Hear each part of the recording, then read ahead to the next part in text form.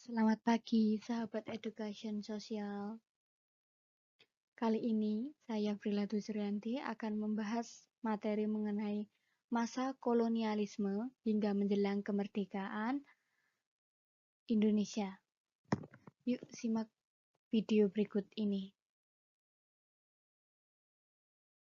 Abad ke-13 dan abad ke-16 merupakan awal-awal adanya kolonialisasi yang ada di Indonesia. Yang terlebih dahulu Indonesia bernama Nusantara pada masanya.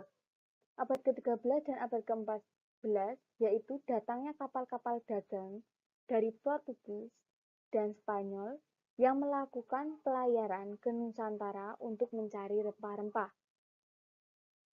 Dan pada tahun 1590, kekuasaan Portugis berakhir di Nusantara. 27 Juni 1596, yaitu kapal Belanda yang dinahkodai Cornelis de Houtman tiba di Banten dan memulai perdagangan rempah-rempah di Nusantara serta menyebarkan agama Katolik. Pada tanggal 20 Maret 1602, didirikannya VOC di Batavia untuk mengawasi perdagangan rempah-rempah di Hindia Belanda. Pada tanggal 17 Maret 1798, VOC bangkrut dan ditutup akibat hutang VOC yang terlalu besar dan korupsi yang dilakukan oleh penjabat atau pegawai dari VOC yang merajalela.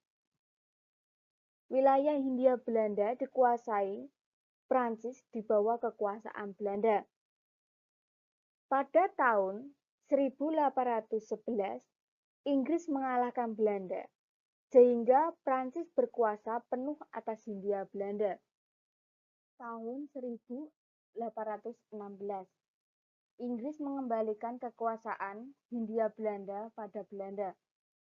Pada abad ke-18 terjadi perlawanan atas penjajahan Belanda di berbagai daerah, beberapa di antaranya yang terbesar adalah Perang Diponegoro pada 1825 sampai 1830 dan Perang Padri 1821 sampai 1837. Pada tahun 1830 sampai 1870, masa diberlakukannya tanam paksa yang dilakukan oleh Johannes van der Bos. Kebijakan ini ditentang oleh Max Havelaar dan beberapa politikus Belanda sehingga memunculkan Undang-Undang Agraria. Pada tahun 1905 sampai 1908, masa pergerakan nasional yang ditandai dengan dibentuknya Serikat Dagang Islam dan Budi Utomo. Pada tahun 1909 sampai 1916 diberlakukannya politik etis pada masa Andersbaum W.F. Inderburg.